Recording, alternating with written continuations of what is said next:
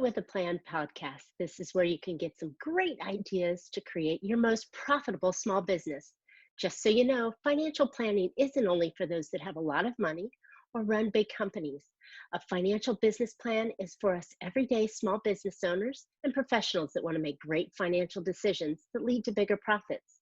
So join me, Marcia Reiner, your financial business strategist, each Tuesday for some smart ideas that can add more profits to your bottom line. I've helped tons of small business owners set up and take action on their game plan so that they know exactly what steps they should be taking to make more money to grow their profits fast. If you know of anybody or may be curious, share my podcast and let's chat, see how we can work together to make greater profits in your business. So today I am super excited to have Steve Larsen on our podcast today. For 2 years, Steve has been the lead funnel builder at ClickFunnels. That's for Russell Brunson. And he has put over 500 sales funnels in under his belt. And so he says he lost track a while ago. Eventually, he left ClickFunnels as an employee to get his own 2 Comma Club award. That's $1 million. And he did it only in 13 months.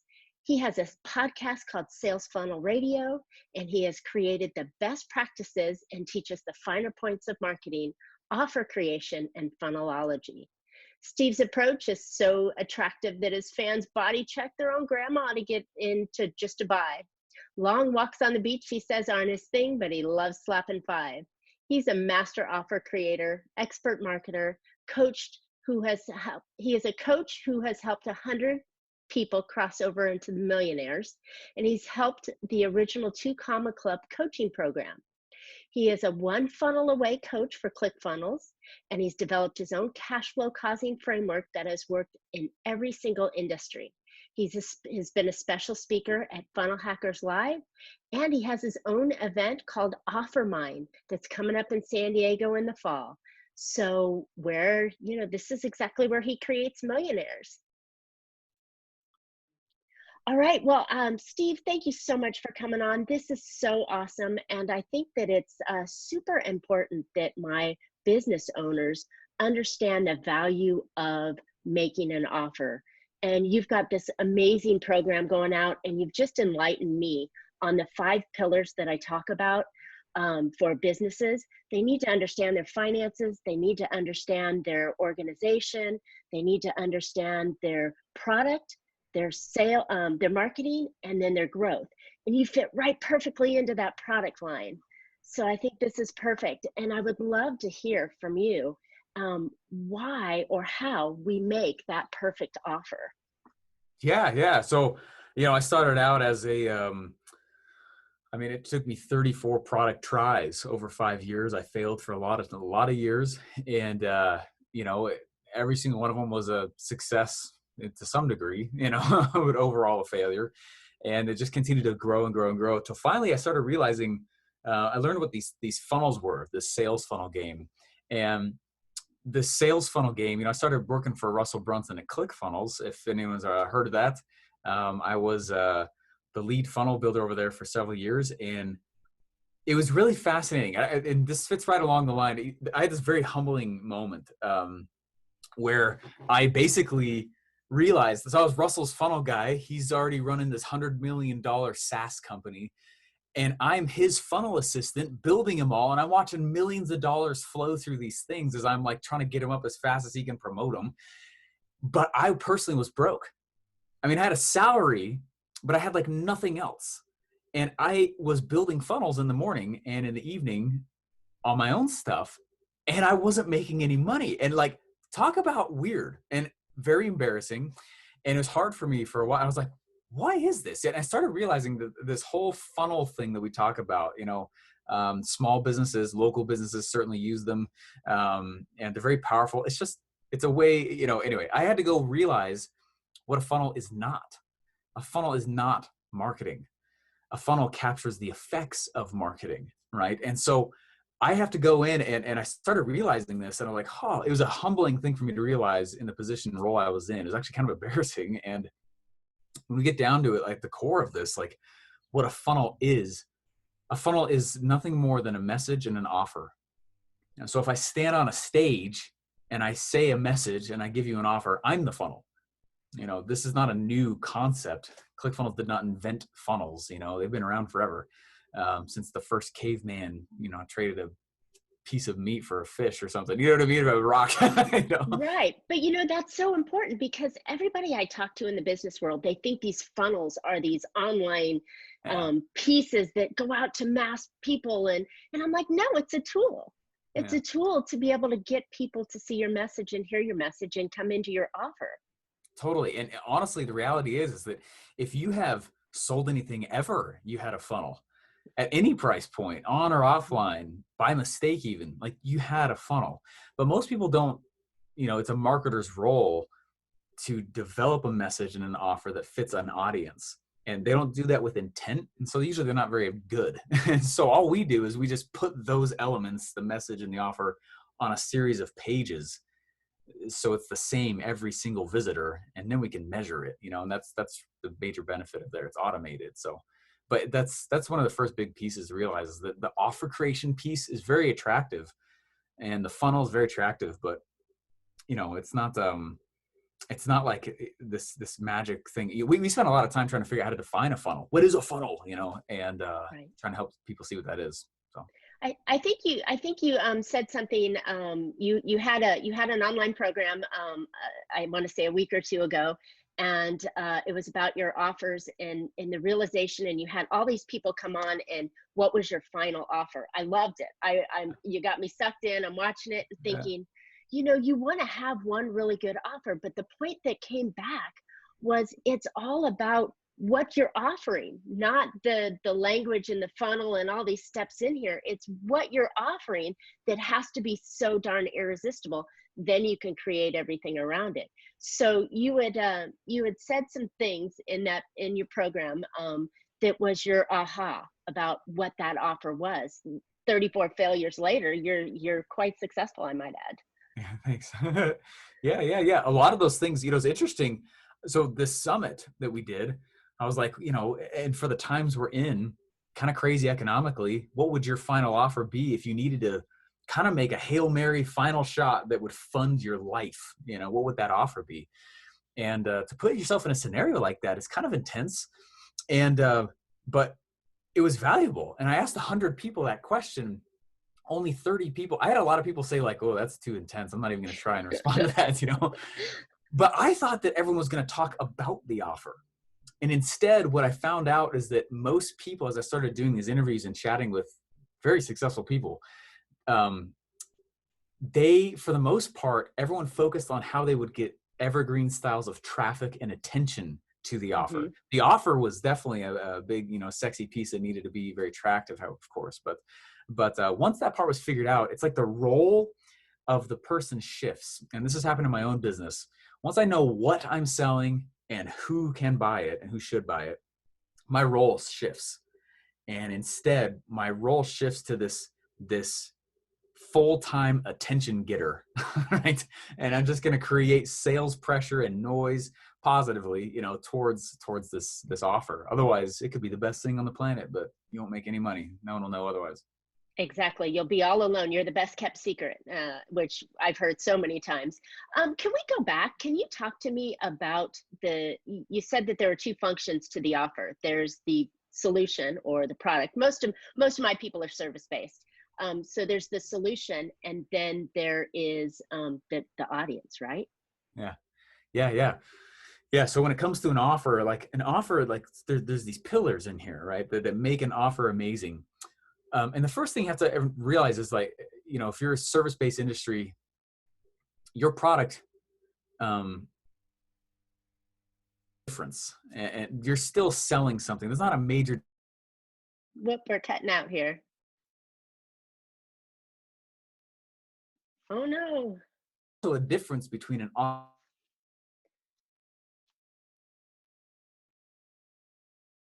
Hopkins, and he was like the Michael Jordan of copy.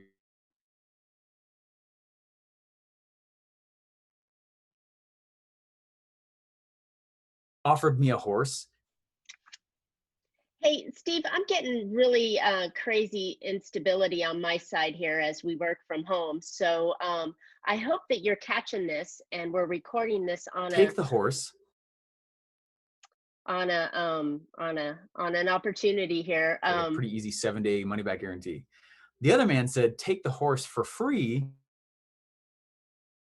and pay me then if you like it. He said, I naturally bought the second man. Are you still there? Yeah, holy cow. We just went like free stop, free stop, free stop. I caught your take, your guy with the horse, but it was only in partials. Holy cow. Technology in a Zoom world where everybody is sucking internet. So I apologize about that. It's okay. I hope that recorded, but where do we pick back up? Sorry, yeah, that's fine. I've not had a quite a disruption like that on there. That's So fine. you were talking, yeah, you were talking, please carry on. Yeah. I'll keep going. So he said, oh my gosh, it's doing it again. Could drive them. And basically said, the first man said, hey, you know what? Take the horse for a week, pay me, and take the horse for a week. And after a week, if you don't like it, come back and I'll give you your money. The second man said, you know what? Go ahead and just take the horse for a week. Don't pay me in a week if you like it. And he said, I naturally bought the second man's horse. And so like, it's very interesting because one's a product and one's an offer. Same product. And one was just turned into 2 horses, exact. One is like a deal and one isn't, right? And or a better deal, I should say.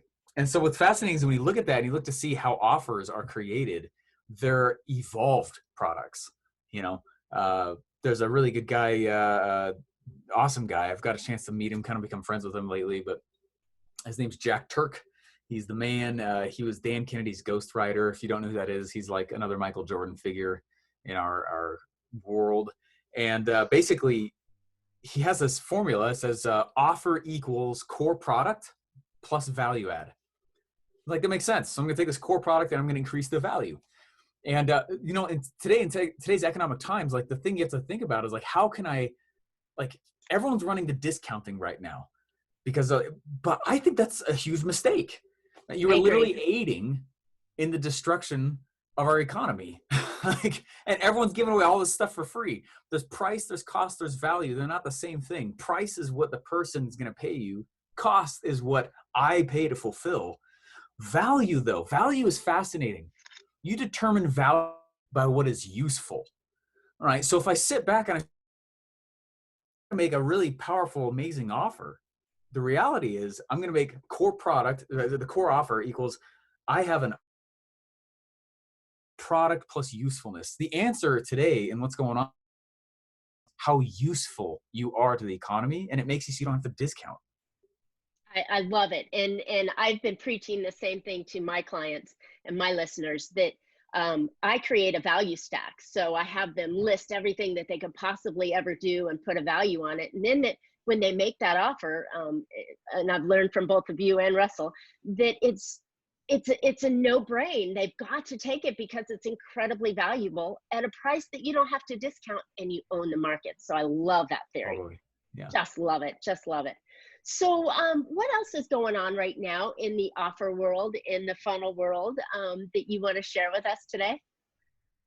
Yeah, actually we are, so basically when I was working at ClickFunnels, we built almost 500 sales funnels. Not all of them were revenue funnels, but there were certain projects that were like over 100 funnels alone. There were fulfillment style. Anyway, so we were building all these sales funnels and building all these. I'm a marketer, and Russell's the same. He's not a coder. It's because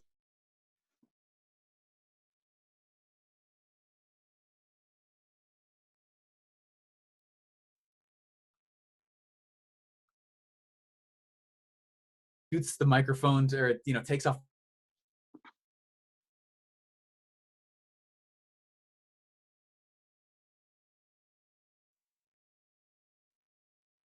to every single person. And he goes, I know, isn't that crazy? I was like, yeah, it is crazy because you have local shop, you have somebody who's doing software, someone doing visas into Australia. That was it was nuts. And it's the same style of processes that made all their businesses work on the internet. And so what we started thinking is like, well, instead of you saying the same thing over and over again, what if we created this thing where people could go through it first. And that way you're just like, it's a 6-inch putt instead of like this massive, huge Hail Mary you got to throw every time. And so he put me to work, and it went through 12 years of his material. It took me 6 months, and I ordered it and I organized it. And I was like, hey, in order to know that, you really have to know this. In order to do this, you have to know that. And this took a long time.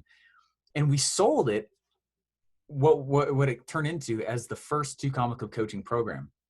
And it was powerful. It was very, very powerful. And I was the only coach for 600 students. Wow. And it was this thing he and I did together for several years. And, when he couldn't go on stage, I'd go on. When he wanted to come on speak, I'd get out. It was fun. We go back and forth.